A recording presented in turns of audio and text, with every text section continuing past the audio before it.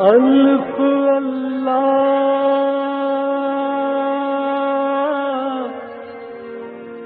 چمبے دی بوٹی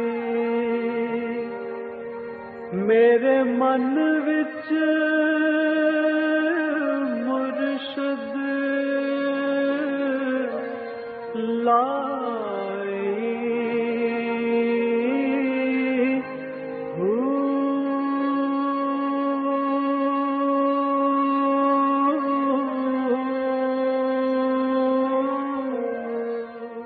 بسم اللہ الرحمن الرحیم۔ السلام علیکم، پروگرام المرشد اور میں ہوں منور عتیق۔ ناظرین محترم، آپ کے سوالات اور رہنمائی کے لیے ہمارے ساتھ موجود ہیں ہمارے بہت ہی محترم حضرت امیر محمد اکرم اوان صاحب۔ آپ سلسلہ نقش بندیہ اویسیہ کے شیخ ہیں، مترجم قرآن ہیں، مفکر قرآن ہیں، مفسر قرآن ہیں، شاعر ہیں، ادیب ہیں اور ایک بہترین کاروباری شخصیت ہیں۔ اس کے علاوہ اور بہت سارے حوالے ہیں آپ کے۔ ان کی زندگی کے کسی بھی پہلو کو آپ دیکھیں گے تو وہ کامیابیوں اور کامرانیوں سے بھرا ہوا ہے۔ حضرت جی بہت شکریہ، آپ نے ہمیں وقت دیا۔ سوالات ہمارے پاس آج پھر بہت ہیں اور اللہ کرے کہ سارے کے سارے اس پروگرام میں شامل ہو سکیں۔ عبداللہ حسین ہے حیدرآباد سے، یہ کہتے ہیں کہ صوفیہ اکرام ذکر اسم ذات پہ بہت زور دیتے ہیں اور اس سلسلے میں قرآن پاک سے آیات کا حوالہ بھی دیا جاتا ہے۔ میں یہ پوچھنا چاہتا ہوں کہ لفظ ذکر کا مطلب کیا ہے اور کیا قرآن پاک جس ذکر کی بات کرتا ہے اس سے مراد ذکر اسم ذات ہی ہے؟ الحمدللہ رب العالمین والصلاة والسلام علی حبیبہ محمد وآلہ وصحبہ اجمعین۔ اعوذ باللہ من الشیطان الرجیم، بسم اللہ الرحمن الرحیم۔ آپ کے سوال سے مجھے خوشی بھی ہوتی ہے، حیرت بھی ہوئی۔ خوشی اس بات کی ہوتی ہے کہ چلو لوگوں میں جستجو تو ہے، صحیح، پوچھتے تو ہے۔ حیرت مجھے اس بات پہ ہوتی ہے کہ زندہ رہنے کے لیے کوئی یہ سوال کرے کہ سانس لینا کیوں ضروری ہے۔ اللہ اکبر، تو حیرت ہوتی ہے، بالکل صحیح بات۔ قرآن کریم نے سورہ مزمل میں نبی صلی اللہ علیہ وسلم کو مخاطب کرتے ہوئے فرمایا، یا ایھا المزمل قم اللیل، آپ راتوں کو اٹھ جایا کیجیے، آدھی رات یا اس سے کچھ کم۔ اور پھر فرمایا ان لک فی النہار سبحا طویلا، اللہ کے نے فرمایا جانتا ہوں کہ آپ دن بھر بڑی مشقت اٹھاتے ہیں، کفار کو خطاب کرنا، ان کے طعنے سننا، ان کے پتھر کھانا، ان سے نازیبا کلمات سننا، دن بھر آپ کو بہت بڑی مشکل، آپ پورا دن بڑی برداشت کر کے، بڑی ہمت کر کے۔ یار مکے کے کافروں کو اللہ کا تصور دینا کوئی آسان کام تھا؟ تمہارے سارے بت بیکار ہیں، ناجائز ہیں، یہ بیکار پتھر ہیں، اللہ واحد لاش ہے، یہ کہنا کسی بت پرست کو، اور پھر مکے کے اور قریش کے کفار کو، ابو جہل اور ابو لہب جیسے بندوں کو یہ کہنا، یہ نبی کریم صلی اللہ علیہ وسلم کا حوصلہ۔ صحیح بات۔ فرمایا یہ بھی میں جانتا ہوں میرے محبوب کہ دن بھر آپ بڑی مشقت، لیکن رات کو اٹھ جائیں، کبھی آدھی رات، کبھی اس سے کم کر لیں، کبھی بڑھا لیں۔ وَاذْكُرْ اسْمَ رَبِّكَ، اپنے پروردگار کے نام کا ذکر کریں۔ ذکر کا مطلب ہے کسی چیز کو یاد کرنا، دہرانا، بار بار اس کی تکرار کرنا۔ سبحان اللہ، سبحان اللہ۔ اپنے رب کے ذاتی نام کا ذکر کریں اور اس طرح کریں وَتَبَتَّلْ إِلَيْهِ تَبْتِيلًا، کہ سوائے اللہ کی نام کے کوئی دنیا کی دوسری چیز آپ کو یاد نہ رہے۔ اللہ تبتل ہوتا ہے کلی طور پر منقطع ہو جانا، اور فرمایا تبتل إِلَيْهِ تبتیلا، اس طرح سے دنیا سے کٹ جائیں جیسا کٹ جانے کا حق ہے۔ اب مجھے بتائیں، مسلمان کا عقیدہ یہ ہے کہ ساری کائنات میں، تمام انبیاء اور رسل میں، تمام فرشتوں میں، اللہ کی ساری مخلوق میں سب سے افضل درجہ محمد الرسول اللہ۔ بے شک۔ آپ کو بھی حکم دیا جا رہا ہے کہ آدھی رات اٹھ کر اللہ کے نام کا ذکر کریں۔ سبحان اللہ. تو پھر سوچنا یہ پڑے گا کہ ذکر ہے کیا؟ ذکر اس میں ذات واحد ذریعہ ہے جس سے آپ اللہ سے براہ راست رابطہ کرتے ہیں، اور اس کی جو تجلیات ذاتی ہیں وہ آپ کے قلب پہ آ سکتی ہیں. سبحان اللہ سبحان اللہ. آپ دنیا میں اللہ کو دیکھ نہیں سکتے لیکن دیکھ لیتے ہیں. یہ کمال یہ ہے، جیسے احسان کی حدیث جبریل میں جب احسان کی تفصیل جبریل امین نے نبی صلی اللہ علیہ وسلم سے پوچھی کہ احسان کیا، مل احسان ہو یا رسول اللہ، فرمایا احسان یہ ہے انت عبد اللہ کا انک تراہ، تو اللہ کی عبادت اس طرح کرے گویا تو اللہ کو روبرو دیکھ رہا ہے. فَإِن لَمْ تَكُنْ تَرَاهُ فَإِنَّهُ يَرَاكَ أَوْ كَمَا قَالَ رسول اللہ صلی اللہ علیہ وسلم. اگر تو نہیں دیکھ رہا اللہ یقیناً تجھے دیکھ رہا ہے، تجھے کم از کم یہ یقین ہونا چاہیے. سبحان اللہ. بے شک. اس یقین کو پانے کا راستہ اللہ نے نبی صلی اللہ علیہ وسلم کو بتایا کہ میرے نام کا ذکر اس طرح کریں کہ کائنات کا کوئی پتہ نہ رہے، صرف ذکر کی طرف متوجہ ہے. اور کون مستثنا ہے؟ کوئی بھی نہیں، ڈیفینیٹلی. اور پھر جہاں پر یہ اعتراف بھی کیا جا رہا ہے کہ آپ کام بہت کرتے ہیں، اس کا بھی اعتراف ہے، لیکن یہ کرنا ہے. لیکن دن بھر آپ کا بڑی مشکلوں میں گزرتا ہے. ان لک فی النہار سبحا طویلا، بہت مشکل میں آپ کا سارا دن بڑا ایسے لگتا ہے جیسے سالوں میں تبدیل ہو گیا کہ سالوں کی مشقت ایک دن میں آپ پر آپ پڑی ہے. سبحا طویلا، بڑا لمبا دن بن جاتا ہے. لمبے دن سے مراد یہ ہوتا ہے کہ کئی دنوں کا کام ایک دن پہ آپ پڑے تو وہ کہتے ہیں یار آج تو دن گزرنے میں نہیں آتا. بالکل ایسا ہی ہے. کسی کو جب تکلیف ہوتی ہے تو یار سوئی تو اسی رفتار سے گھنٹے تو گھڑی تو چل رہی ہوتی ہے، وہ کہتا ہے یار ابھی تک آدھا ہی گھنٹہ گزرا، مر گیا ہوں میں. بالکل ایسے ہی ہے. بالکل ایسے. تو فرمایا تو آپ کا دن تو طویل ہو جاتا ہے، بڑی مشکل سے گزرتا ہے. پھر بھی راتوں کو اٹھ جائیں، کبھی آدھی رات، کبھی تہائی رات، کبھی، اور کریں کیا؟ بس کو اسم ربک، اپنے رب کے ذاتی نام کی تکرار کریں، اور اتنی کریں، اتنی اللہ اللہ کریں کہ صرف اللہ رہ جائے دل میں، دماغ میں، کائنات سے آپ کٹ جائیں. سبحان اللہ سبحان اللہ. میں نہیں سمجھ سکتا کہ امت کا کوئی بندہ اس سے مستثنا ہو سکتا ہے.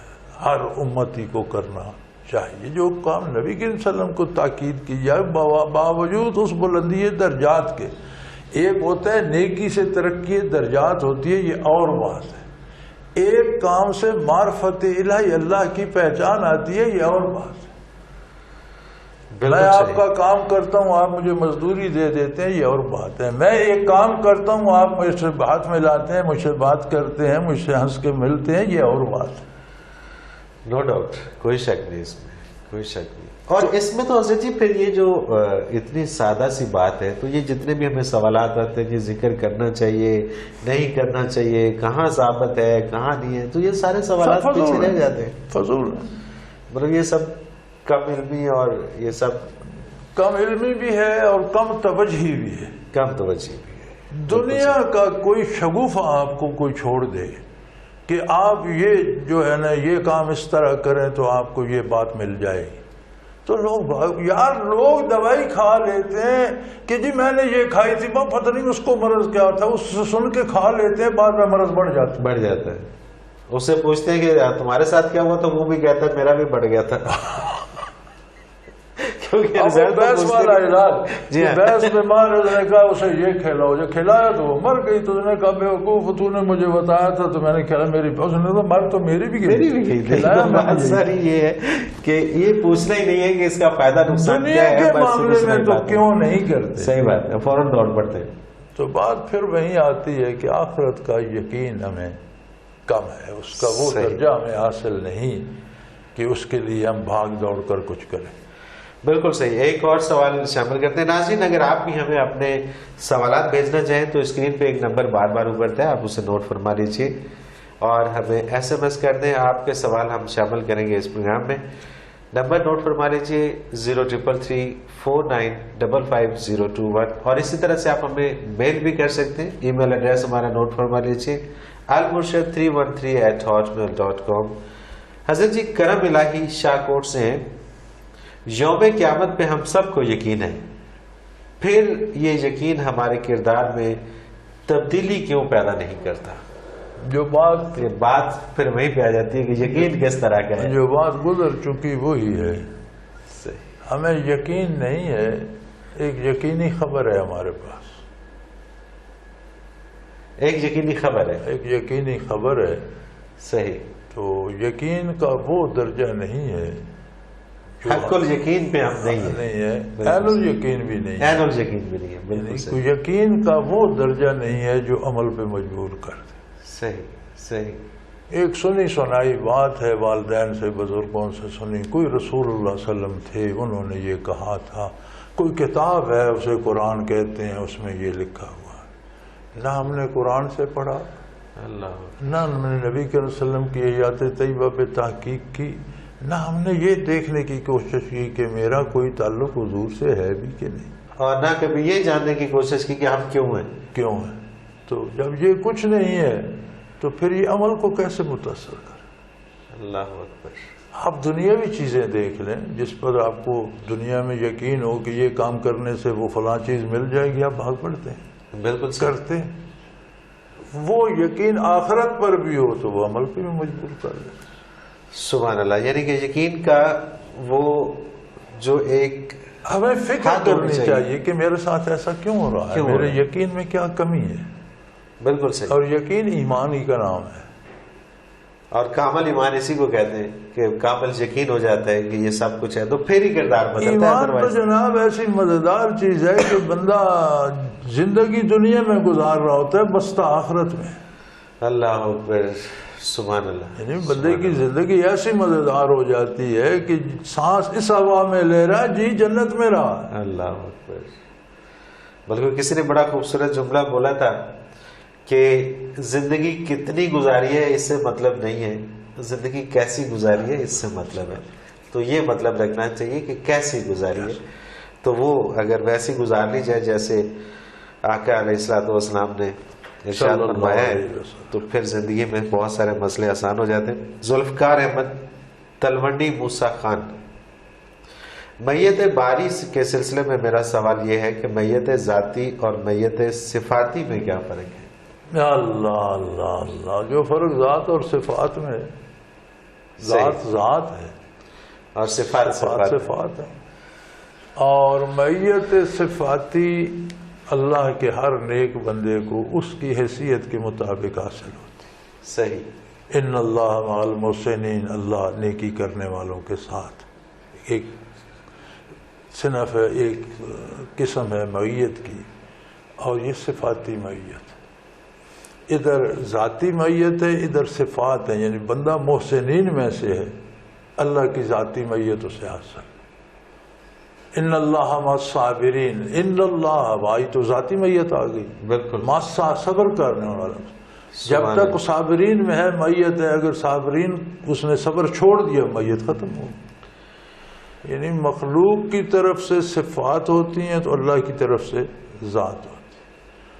انبیاء علیہ الصلوۃ والسلام وہ ہستیاں ہیں جن کو ہمیشہ ہر حال میں میت باری حاصل رہتی، لیکن وہاں نبی کی ذات ہوتی ہے، اللہ کی صفات ہوتی ہے. موسیٰ علیہ السلام سے عرض کیا گیا کہ ہم پکڑے گئے، انا لمدرکون. فرعون تو آ گیا، آگے سمندر ہے، ہم پکڑے گئے. انہوں نے فرمایا ان معی ربی.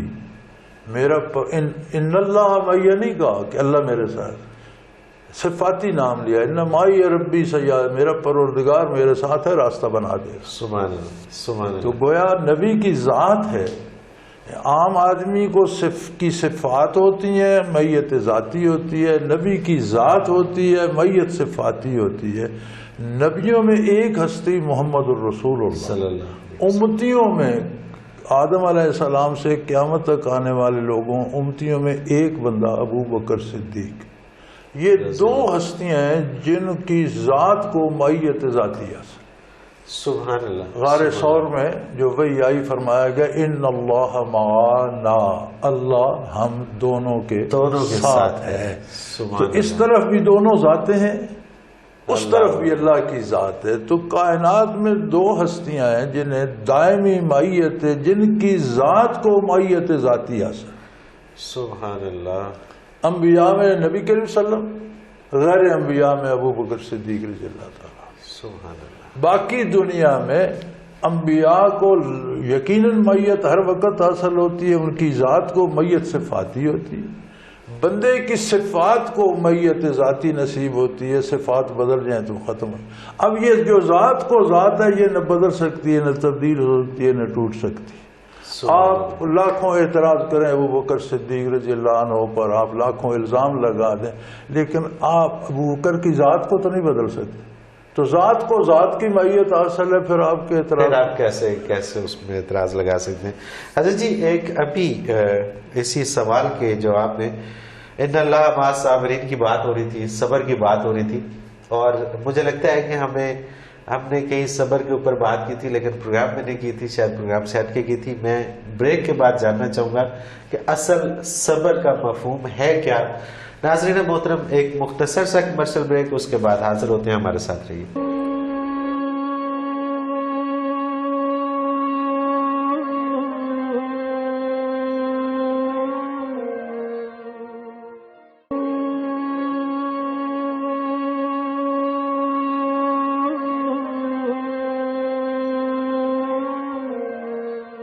پروگرام میں ایک بار پھر خوشامدید ناظرین. آپ کے سوالات ہیں اور رہنمائی کے لیے ہمارے ساتھ موجود ہیں ہمارے بہت ہی محترم جناب حضرت امیر محمد اکرم امان صاحب.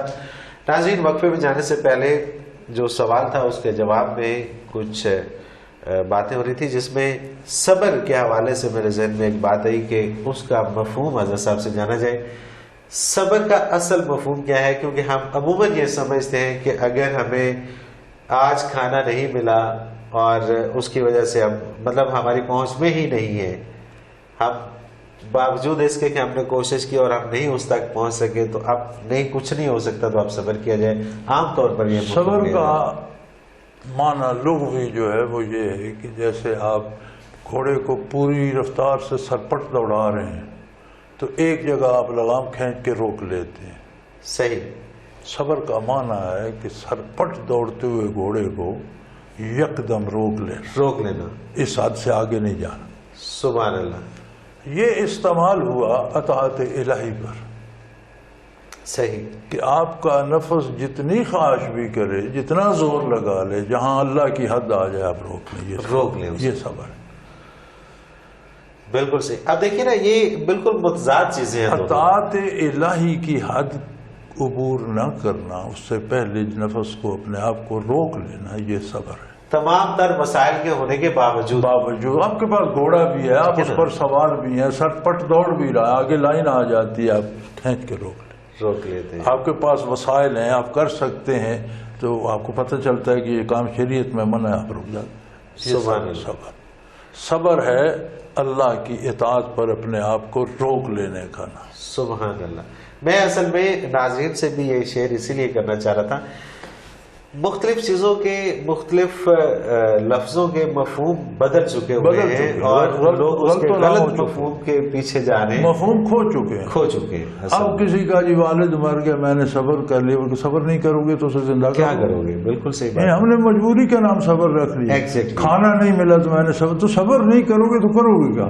چھت پھاڑ دو گے. صحیح بات ہے، وہ تو مجبوری ہے. جب کچھ نہ ہو سکے تو کچھ نہ کرنا، یہ صبر نہیں ہے. سب کچھ ہو سکتے ہوئے رک جانا صبر. وسائل ہوں اور کر سکتے ہوں نہ کرنا، اللہ کی عظمت سے ڈر کے نبی کی اتباع کے لیے رک جانا اس بات پر جہاں سے حضور نے روک دیا ہے، یہ صبر. کیونکہ عربی میں آپ تیز بھاگتے ہوئے گھوڑے کو یکدم جب روک لیتے ہیں تو اسے کہتے ہیں صبر. اور وہ ظاہر ہے کہ گھوڑے کو اگر آپ بھاگنے دیں تو وہ بھاگ رہا ہے، وہ آپ کراس بھی کر سکتے ہیں، اختیار میں بھی ہے، اس کی دوڑ بھی ہے، وہ اس سے آگے بھی جا سکتا ہے، لیکن اس کو روک لینا یہ صبر ہے کہ اس کو آپ نے روک لیا، اس حدود سے آگے نہیں جانے دیا. اسی طرح اپنے آپ کو حدود الہی پر روک لینا، اتباع رسالت پہ روک لینا. سبحان اللہ. یہ بڑی ہمت کی بات ہے، اور اللہ کہتے ہیں ان اللہ مع الصابرین، ایسا کرنے میں کہ اللہ ساتھ میں خود. سبحان اللہ. سبحان اللہ. اب دیکھیے نا، اب یہاں پر مجھے اصل میں یہی چیزیں جو ہیں یہ ان پروگرامز کے اندر نہیں ملتی جو میں اکثر دیکھ کے تو کچھ سیکھنے کی کوشش کرتا ہوں. کتنی سادہ سی اور آسان سی بات ہے کہ بھائی اللہ تو پھر ساتھ ہوگا ہی جب آپ اس کے احکامات کی پیروی کریں گے، جب اس کے احکامات کو آپ برلائیں گے تو پھر تو ہم یہ سمجھتے ہیں کہ مجبوراً جو ہم نہیں کر سکے تو ہم نے صبر کیا تو وہ ہمارے ساتھ ہے، تو وہ تو ہمیں کرنا ہی ہے، مجبوری ہے، وہ تو کرنا ہی ہے۔ ڈاکٹر فیاض احمد ہے ملتان سے حضرت جی یہ کہتے ہیں کہ اگر ایک کلمہ گو شخص کے اعمال اچھے نہ ہوں تو اللہ کریم کے نزدیک وہ کس حد تک امت مسلمہ میں شمار ہوگا، کیونکہ بہرحال اس نے کلمہ تو پڑھا ہی ہے۔ یہ سوال تو آپ وہ پوچھ رہے ہیں جس کا اظہار قیامت کو ہوگا۔ صحیح، دنیا میں جو کلمہ پڑھتا ہے اسے کلمہ گو اور امتی شمار کیا جائے گا، اس پر وہی احکام ہوں گے جو باقی امت کے لیے۔ اب اس کے دل کا کیا حال تھا، اس نے دل سے پڑھا نہیں پڑھا، قبول ہوا نہیں ہوا، کس غرض سے پڑھا کیا ہوا، یہ فیصلے تو قیامت کو ہوں گے بھائی، وہاں ہر چیز کھل جائے گی، یہاں تو ہر چیز پردے میں ہے۔ صحیح بات ہے، اور کسی کے دل کا حال کسی کو معلوم نہیں، اور ہم جج بھی نہیں ہیں، اور ہمیں اختیار بھی نہیں ہے۔ آسان سی بات ہے، بندہ کلمہ پڑھ لیتا ہے اور کہتا ہے میرا اس پر ایمان ہے، اسے مسلمان ماننا پڑے گا، اس سے جو مسلمان کے حقوق ہیں وہ سارے حاصل ہوں۔ سبحان اللہ، دنیا سبحان اللہ، آخرت کا فیصلہ وہ جانے اس کا رب۔ واجدہ قریشی کراچی سے، ایمان کی بنیادی شرط کیا ہے؟ ایمان کی بنیاد بھی ایک ہے اور اس کی کمال بھی اور آخرت بھی ایک ہی بات ہے، محمد الرسول اللہ صلی اللہ علیہ وسلم پر اعتبار۔ صحیح، آپ کو کتنا اعتبار ہے آپ کے ارشاد عالی؟ حضرت جی ایک اور سوال شامل کرتے ہیں کہ محمد خان صاحب ہیں سرگودا سے، یہ کہتے ہیں کہ ذکر خفی میں لفظ اللہ اور ہو کو سانس کے ساتھ جوڑا جاتا ہے کہ ہر اندر جانے والی سانس کے ساتھ لفظ اللہ قلب میں اترے اور ہر باہر نکالی جانے والی سانس کے ساتھ ہو کی ضرب قلب کی گہرائیوں میں جا کر لگے۔ سوال یہ ہے کہ ذکر تو قلبی ہے، پھر اسے سانس کے ساتھ جوڑنے میں کیا حکمت ہے؟ پہلی بات تو یہ ہے کہ مطلق ذکر کا حکم ہے قرآن مجید میں، اور ذکر اسم ذات کا بھی حکم ہے جو میں پہلے عرض کر چکا ہوں، اور یہ حکم بھی ہے کہ اتنی شدت سے کرو کہ دنیا سے کٹ جاؤ، یہ تو پہلے بالکل۔ اب اس کے بعد ذکر کس طرح سے کیا جائے، چونکہ نماز روزے کی طرح، نماز کا طریقہ مقرر ہے سنت میں، روزے کا طریقہ قرآن میں مقرر ہے، زکوٰۃ کا معیار مقرر، ذکر کا حکم دے کر کوئی طریقہ معین نہیں کیا گیا۔ صحیح، یعنی ذکر کا حکم ہے، ذکر کا حکم ہے لیکن وہ طریقہ متعین نہیں۔ اب ذکر کی مختلف قسمیں ہیں، جو عمل شریعت کے مطابق کرتے ہیں وہ عملاً ذکر ہے، جو الفاظ تسبیح کے، درود کے، نیکی کی بات کے، سچ کے جو بولتے ہیں وہ زبانی ذکر ہے، لیکن مطلوب ذکر قلبی کی بھی وہ کیفیت ہے کہ کائنات سے منقطع ہو جائے۔ اب اس میں بزرگان دین نے مختلف طریقے ذکر کے بنائے، ہر ذکر کا طریقہ جو شریعت سے نہ ٹکراتا وہ جائز ہے۔ صحیح، بالکل صحیح، جس میں شرعی ممانعت نہ آتی ہو آپ کسی طرح کرتے ہیں، جائز ہے۔ اب یہ طریقہ جو انہوں نے لکھا ہے اسے پاس الفاظ کہتے ہیں، ہر سانس کی نگاہ داری۔ سبحان اللہ۔ تو وہ چونکہ اسے دل کی دھڑکن میں سمونا چاہتے ہیں، دل کی دھڑکن تک کا تعلق سانس کی آمد و شد سے ہے، دھڑکن بند ہو جائے سانس رک جائے گی، سانس روک دے دھڑکن بند ہو جائے گی، بے شک ایک دوسرے کے لیے لازم و ملزوم ہے۔ تو بزرگان دین نے پاس الفاظ سے ایک طریقہ نکالا کہ ہر سانس میں اللہ بھی دل میں جائے، ہو خارج ہو اور اس کی چوٹ بھی دل ہی پر لگے، سبحان اللہ، کیونکہ دل مرکز ہے۔ تو سانس اور دل کا ناطہ ایسا ہے کہ ایک دوسرے کے بغیر دونوں نہیں چل سکتے۔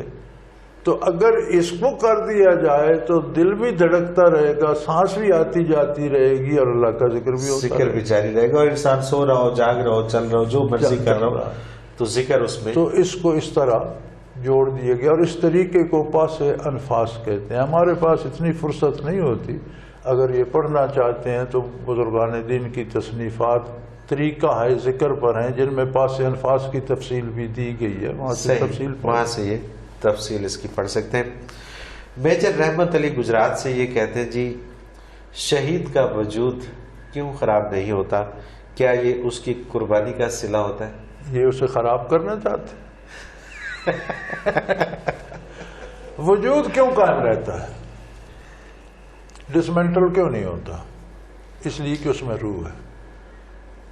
سائنس نے جب روح کا یقین کیا تو اس کے پاس دلیل یہ تھی کہ کوئی چیز ہے جو نکل جاتی ہے تو یہ سارا ڈسمنٹل ہو جاتا ہے، اور یہ بھی بڑی دیر بعد آ کے کی انہوں نے، جب یہ سب سے پہلے آنکھوں کا ٹرانسپلانٹ ہونا شروع ہوا۔ صحیح۔ تو مرنے والے کی آنکھ لے کر محفوظ رکھ لی گئی اور پھر کسی زندہ کو لگا دی گئی تو وہ دیکھنے لگی، تو وہاں سائنسدانوں نے کہا کہ یار آنکھ میں دیکھنے کی صلاحیت تھی، اگر ہم اسے پریزرو نہ کرتے تو یہ ڈسٹرائے ہو جاتی۔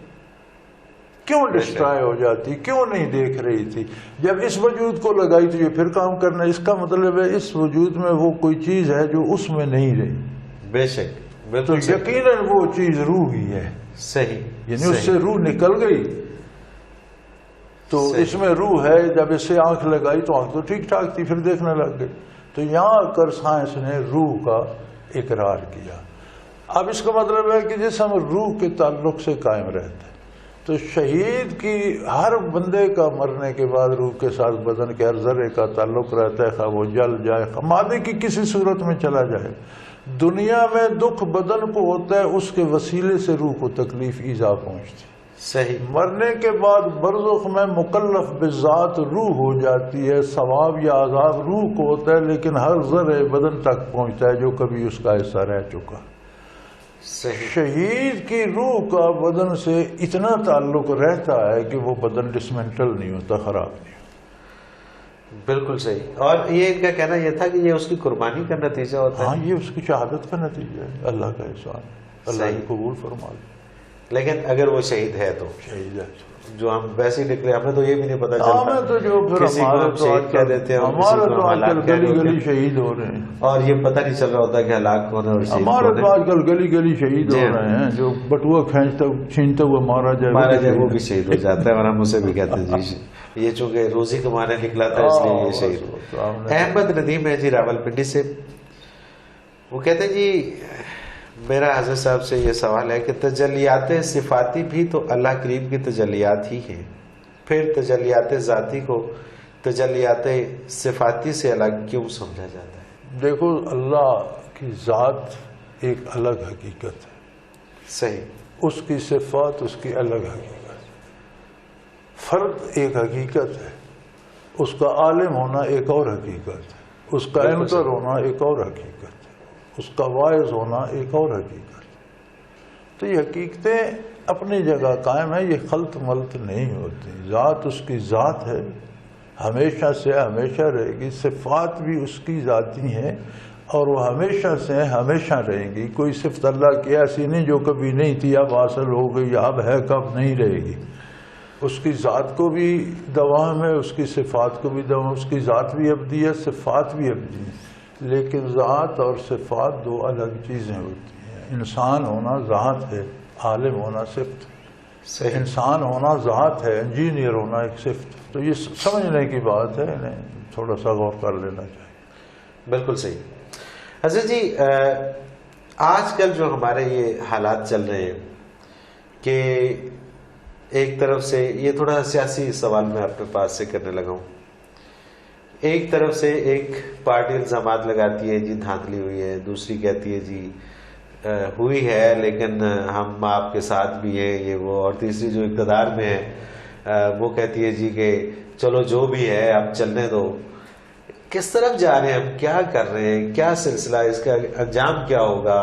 گزارش یہ ہے کہ یہ جو طریقے انتخاب ہیں ہمارے، اس میں دھاندلی کہاں نہیں ہوتی اور کب نہیں ہوتی۔ بالکل صحیح۔ بنگلہ دیش میں کچھ نہیں ہے، ساری اپوزیشن نے بائیکاٹ کر دیا، اکیلا ایک جماعت نے الیکشن لڑ کے حکومت بنا لی۔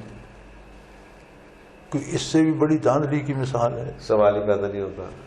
امریکہ کے صدر کی دھاندلی کا سپریم کورٹ تک گیا، جب سپریم کورٹ نے فیصلہ یہ دیا کہ اب جو ہو گئے اس پر قناعت کرو، اسے ڈسٹرب نہ کرو۔ صحیح۔ بش کی دوسری ٹرم کا جی فیصلہ ہی سپریم کورٹ کی، امریکہ کی سپریم کورٹ نے یہ دیا کہ جو دھاندلی ہوئی ہے لیکن جو ہو گئے، گورنمنٹ بن گئی ہے، لیٹ اس کنٹینیو اٹ۔ صحیح۔ یہ تو انسان کے بنائے ہوئے طریقے ہیں، ان کی بنیاد اور جو سوچ ہے ان کے پیچھے وہی فراڈ پر ہے کہ اس طرح کر کے ہم جیت جائیں گے۔ یہ کہاں نہیں ہوتی. اور جو دھاندلی کا شور کر رہے ہیں ان کی کتنی سیٹوں پر نہیں ہوئی, جو انہوں نے جیتی ہیں ان میں کس پر دھاندلی نہیں ہے. صحیح. اگر اس کی پڑتال کریں تو وہاں بھی ملے گی. اس لیے میرے خیال میں جو ہو گیا ہے اس پر اگلے الیکشن کا انتظار کر لو, اگلے میں پھر آپ بھی زیادہ کر لینا. اس دفعہ آپ نے کم کر لی ہے. صحیح. یعنی کہ اس میں اچھا اس میں یہ تو جو اس وقت دیکھیں جی, جو طریقہ اسلامی ہے وہ بڑا سادہ ہے کہ آپ نے اسلام میں یہ نہیں ہے کہ یہ کیبنٹ اور وہ کیبنٹ اور یہ وہ نہیں ہے. اسلام میں یہ ہے کہ ایک بندہ ذمہ دار ہونا چاہیے پورے ملک کے سارے امور کا. صحیح. ایک بندہ. اب وہ جو کابینہ بناتا ہے تو کابینہ اسے مشورے دے سکتی ہے, فیصلہ اسی ایک بندے کا ہوگا. صحیح. فیصلہ کابینہ یا کابینہ کے ووٹوں پر نہیں ہوگا. شورا جو ہے وہ مشورہ دے سکتی ہے امیر کو, لیکن فیصلے امیر کے ہوں گے. اور ایسا بندہ چنو جو پورے ملک کو چلانے کی استعداد رکھتا. اس کا طریقہ انتخاب یہ ہے جس طرح ابو بکر صدیق کا ہوا, فاروق اعظم کا ہوا, عثمان غنی کا ہوا, حضرت علی کا ہوا, کہ اکابرین امت ہر شعبے کے سنجیدہ اور سرکردہ لوگ کسی ایک بندے پہ متفق ہو جائیں کہ اس میں اہلیت ہے. جب وہ اسے نامزد کریں تو پھر پبلک پہ پیش کیا جائے کہ سب نے اس کو نامزد کیا, تم اتفاق کرتے ہو. اگر لوگوں کی کثرت اتفاق کر لے تو ٹھیک ہے. بالکل صحیح. کسی حد تک امریکہ نے اس کو اپنایا ہے. یعنی ان کی پارٹی جو ہے, پہلے پارٹی میں لیڈر چنے جاتے ہیں 2-3, پھر پارٹی میں الیکشن ہوتا ہے, پارٹی رائے دیتی ہے کہ یہ نہیں اس کو آگے کیا جائے, پھر وہ جا کر ملکی الیکشن لڑتا ہے. صحیح. لیکن وہ بھی کسی حد تک ہے جو آپ پہلے فرما رہے ہیں کہ جو اکابرین ہیں اور جو وہ پارٹی کے معززین اسے چنتے ہیں پہلے, ٹھیک ہے, پھر وہ پارٹی پہ الیکشن میں 2-3 کو چن کر پیش کرتے ہیں. وہ 2 یا 3 بندے اپنی پارٹی کے چنتے ہیں, پھر پارٹی میں الیکشن کراتے ہیں. بالکل. پھر ان میں سے جو جیت کر آتے ہیں پھر اسے الیکشن میں اتارتے ہیں. اسی طرح دوسری پارٹیاں بھی اپنے چن کے لاتی ہیں. تو انہوں نے کچھ نہ کچھ اسلامی طریقے کے قریب کر لیا ہے. تو ریسپانسیبل ہوتا ہے president of the America for whole America. بالکل صحیح. کہ نہیں؟ بالکل صحیح. فیصلے اسی کے. اور میں اس طرف آنا چاہ رہا تھا کہ یہ جو ابھی مطالبات کیے بھی جا رہے ہیں اپوزیشن کی جانب سے اور عمران خان صاحب کی جانب سے کہ یہ سسٹم ہونا چاہیے آئندہ انتخابات کا, تو وہ بھی غلط ہے. بیسیکلی تو اس کو اگر سسٹم بنانا ہی ہے اور چینج ہی کرنا ہے تو پھر عین اسلامک قوانین کے مطابق اور گزارش یہ ہے جی, اسلام سے تو اللہ ہمیں معاف کرے, وہ آر افریڈ آف اسلام. ہم اسلام کے نام سے ڈرتے ہیں. ہم کہتے ہیں یہ ساری عیش و عشرت چھین لیں, اور یہ غلط سوچتے ہیں. اسلام عیش کرنے سے, آرام کرنے سے, اچھا کھانے سے منع نہیں کرتا. کرو عیش, کہتے ہیں دوسروں کا مال چھین کر اس پر عیش نہ کرو. بالکل صحیح. یہ اس سے ڈرتے ہیں کہ یار مزہ تو اسی میں ہے جب کسی کا چھین کر اڑایا جائے, تو یہ اس سے روکتا ہے. اپنا کما کے تو اڑانا وہ تو مشکل ہوتا ہے نا. مشکل ہوتا ہے. صحیح. تو اسلام سے خواہ ڈرتے ہیں. اگر اس سسٹم میں بھی یہ جس حد تک کر سکتے ہیں دیانتداری کر لیں, لیکن چونکہ یہ بندوں کا بنایا ہوا ہے اس میں خرابی رہے گی. اور اگر بندوں کا تجویز, اسلام اللہ کا تجویز کردہ طریقے حیات ہے. یہ بندوں کا اپنا بنایا ہوا ہے. بندے جو چیز بھی بناتے ہیں اس میں اپنی گنجائش رکھتے ہیں, کوئی داغ پیچ رکھتے ہیں, بھئی اس میں یہ رہیں گے, اسے برداشت کرو. اصل ہمارے یہاں مصیبت یہ ہے جی کہ ہر بندے کو جلدی ہے کہ میں سربراہ بن جاؤں. کاش اتنا عمل اس اسلامی ریاست میں ہو جاتا تو یہ جنت نظیر بن جاتا. سبحان اللہ, سبحان اللہ. اور اللہ